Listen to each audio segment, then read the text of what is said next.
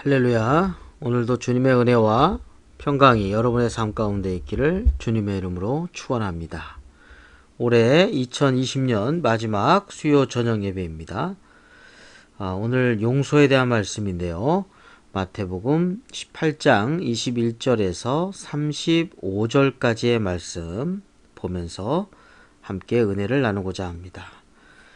오늘 21절, 22절 말씀 보겠습니다.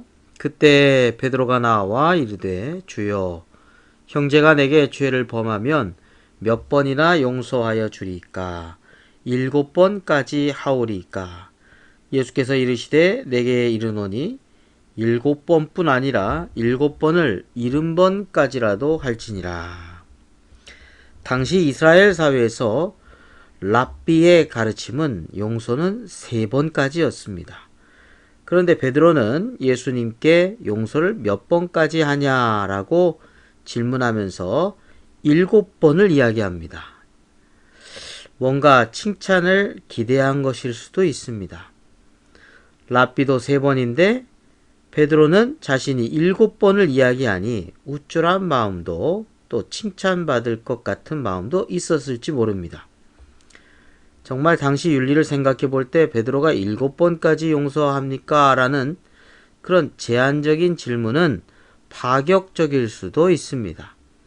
그런데 그것보다도 더 놀랍고 파격적인 것은 예수님의 답변이라고 할 것입니다. 7번을 70번씩, 70번씩이라도 용서해야 한다는 말씀이니까요. 단순하게 계산해 보면 7 곱하기 70, 490이죠. 490번까지 용서하는 것인데 이는 의미상으로는 무한 용서라고 할 수 있습니다. 베드로는 놀랐을 것입니다. 예수님은 여기서 하나의 비유를 통해서 용서에 대한 말씀을 하십니다. 23절, 24절 말씀 보겠습니다. 그러므로 천국은 그 종들과 결산하려 하던 어떤 임금과 같으니 결산할 때 10,000달란트 빚진 자 하나를 데려오매. 결산을 하는데 종들 중에서 엄청난 빚을 진 종이 있었습니다. 그 빚이 무려 10,000달란트였습니다. 여기서 잠시 달란트에 대해서 생각해 봅니다. 달란트는 화폐 단위인데 아주 무척 큰 단위입니다. 성인 남자 하루 노동의 품삯을 우린 데나리온이라고 하죠. 이 1달란트라고 하는 것은 무려 6,000데나리온입니다. 6,000일 동안 성인 남자가 일을 하는 거죠. 자, 10만 원으로 우리가 하루 품삯을 단순하게 계산해 보면 무려 6억입니다. 1달란트가요. 그런데 종이 빚진 돈이 무려 10,000달란트이니까 그걸 계산해 보면 6조의 빚을 지고 있는 종이었습니다. 이건 한 개인이 갚기에는 불가능한 금액이죠. 자, 25절, 26절 말씀 읽어보겠습니다. 갚을 것이 없는지라 주인이 명하여 그 몸과 아내와 자식들과 모든 소유를 다 팔아 갚게 하라 하니 그 종이 엎드려 절하며 이르되 내게 참으소서 다 갚으리이다 하거늘 그 종의 주인이 불쌍히 여겨 놓아 보내며 그 빚을 탕감하여 주었더니. 네, 주인이 보니까 그 종에게 갚을 것이 있나 보니 없습니다. 그래서 엄히 명하죠. 그 종의 몸, 아내, 자식들 모든 소유 다 팔아가지고 갚으라. 그때 종이 엎드려서 절하면서 간곡히 사정합니다. 참아달라고, 다 갚겠다고 말이죠. 처절하게 애원하는 그 종의 모습에 주인이 불쌍한 마음이 밀려와서 놓아줍니다. 그리고 그 엄청난 빚을 탕감하여 줍니다. 정말 놀라운 은혜를 입은 것이죠. 자, 그 다음에 이야기가 펼쳐지는데요. 우리 28절부터 30절까지 말씀 보겠습니다.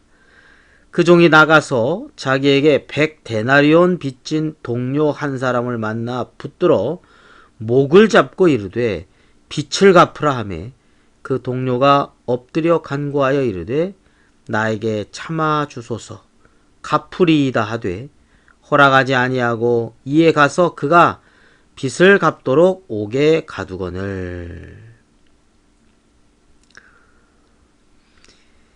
6조 정도의 빚을 탕감받은 그 종이 나오면서 아마 눈물도 많이 흘렸을 것입니다. 또 한편으로 너무나 기쁘고 그래서 아마 기쁨의 눈물을 흘렸을지 모르겠습니다. 그런데 주인의 집에서 나왔는데 자기에게 빚진 동료 한 사람이 보이는 거예요. 그래서 만났어요. 붙잡고서 목을 잡습니다.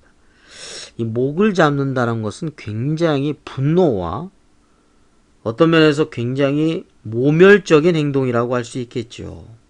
그러면서 이야기합니다. 빚을 갚아라.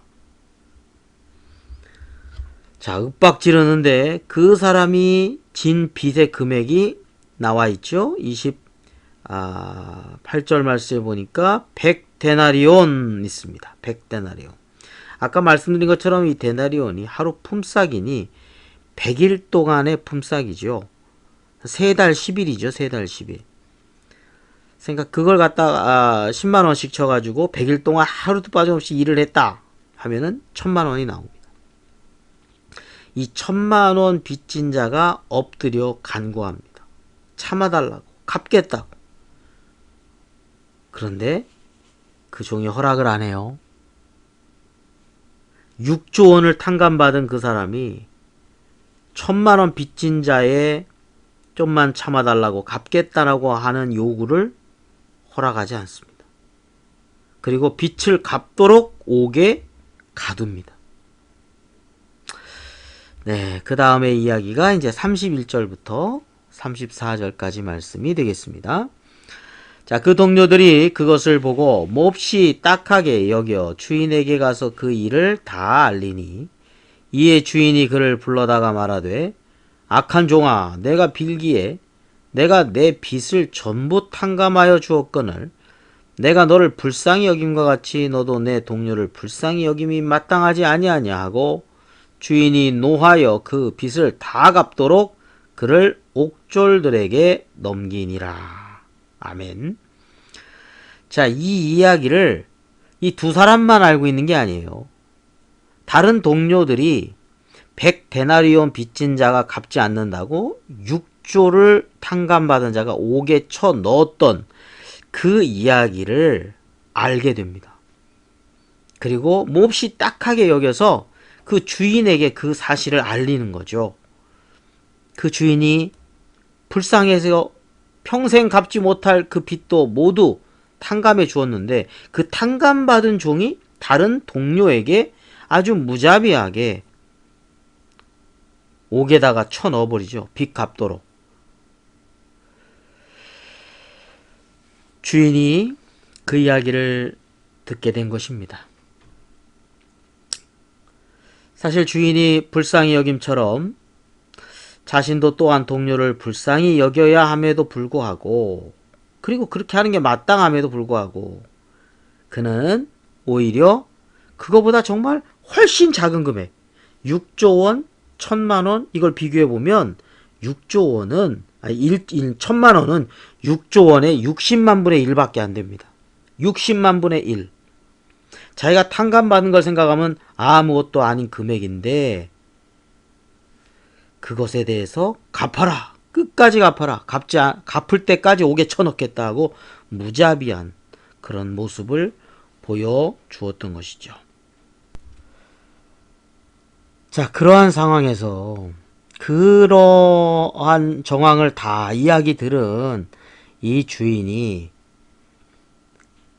자기가 탕감해줬던 그 6조 정도 되는 엄청난 10,000달란트 빚진 자를 에 대해서 이렇게 얘기합니다. 내가 너를 불쌍히 여김과 같이 너도 내 동료를 불쌍히 여김이 마땅하지 아니하냐 하면서 화를 내시면서 그 빚을 다 갚도록 그를 옥졸들에게 넘기니라. 그러니까 감옥에 넣는 거죠. 너도 빚 갚을 때까지 감옥에 있어라. 그 불쌍히 여겨서 다 탕감해 줬던 것을 다시 탕감이 안 되는 거죠. 그 6조를 갚아야 되는 거죠. 이 비유를 통해서 주님께서 이렇게 말씀하십니다. 마지막에 35절에 보면 너희가 각각 마음으로부터 형제를 용서하지 아니하면 나의 하늘 아버지께서도 너희에게 이와 같이 하시리라. 하나님께서 우리를 불쌍히 여기셔서 우리의 죄악을 용서해 주셨죠. 그것을 생각한다면 하나님이 우리를 용서해 주신 거 평생도록 우리를 용서해 주시고 우리 죄를 어떻게 해결할 수 없는 그 죄를 위해서 예수 그리스도를 내어주시고 우리를 구원해 주시고 용서를 베풀어 주셨는데 그 은혜를 아는 사람은 형제들을 용서하는 것이 마땅하다는 것이죠. 하나님이 우리를 긍휼히 여기셔서 우리가 죄에 대해서 통회하고 또 회개하고 용서함을 우리가 구할 때 주님은 예수 그리스도를 통해서 우리 모든 죄악을 다 사해 주셨습니다. 평생 갚을 수 없는 죄악에 대해서 주님은 스스로가 죄의 모든 심판을 대신 받으시면서 용서의 은총을 베풀어 주신 것이죠. 그렇기 때문에 우리도 형제의 그 죄악에 대해서 용서를 구할 때 우리는 용서함이 마땅하다라고 하겠습니다. 여기서 한 가지 우리가 오해하지 말아야 할 것은 죄악에 대해서 그러면 그냥 묵인하고 방조하는 것이 아니냐라고 하는 부분인데요. 용서가 오직 죄에 대한 깊은 깨달음과 회개함에 대한 긍휼에서 시작한 은혜라는 것을 우리는 알아야 됩니다. 죄에 대해서 깨닫고 회개했을 때 긍휼하심을 구할 때 베풀어지는 은총이죠.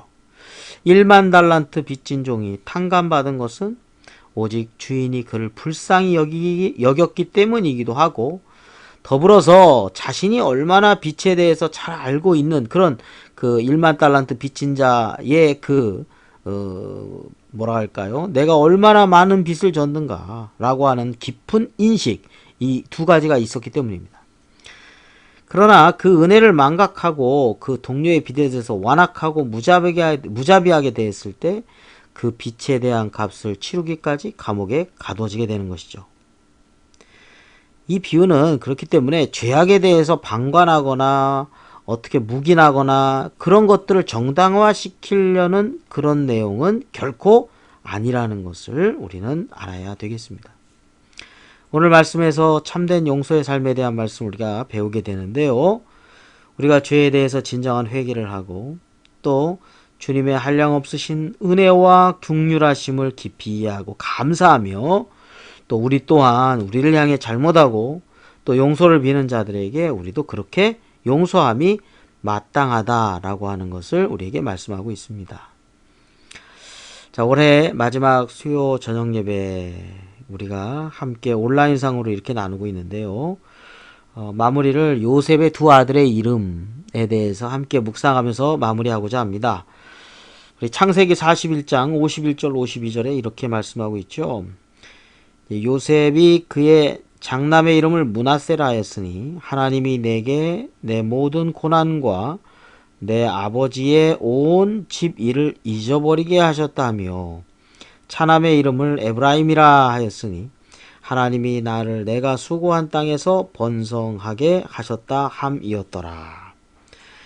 자, 요셉이 자기 두 아들이 있는데 이름을 므낫세 또 둘째 아들은 에브라임 이렇게 이름을 졌지 않습니까? 이 므낫세라고 하는 것은 잊어버림 뜻입니다. 잊어버림. 그것을 해석했죠. 요셉이 어떻게 해석합니까? 하나님이 내게 내 모든 고난과 내 아버지의 온 집을 잊어버리게 하셨다. 요셉이 얼마나 고난이 심했습니까?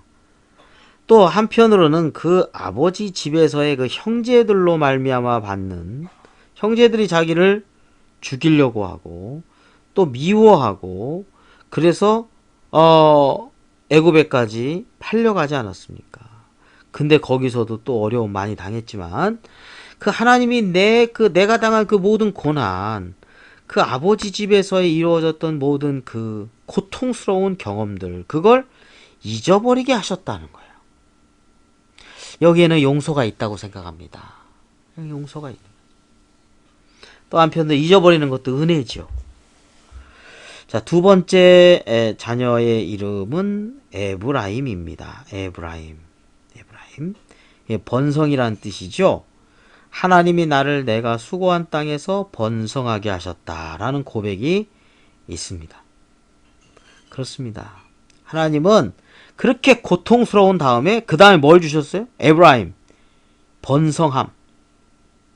찬성한 그런 번성의 축복을 허락해 주셨다는 거예요. 그의 삶이.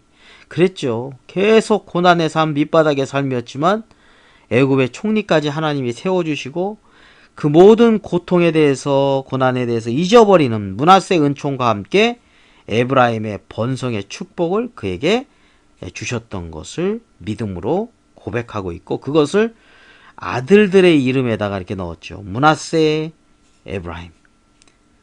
네, 올 한해 여러분 잊을 것은, 고통스러운 것은 또 잊을 수 있는 은혜가 있기를 원하고요. 또 한편으로는 새해에 여러 가지 어려운 일이 많지만 하나님이 번성케 해주시는, 창성케 해주시는 그러한 에브라임의 축복.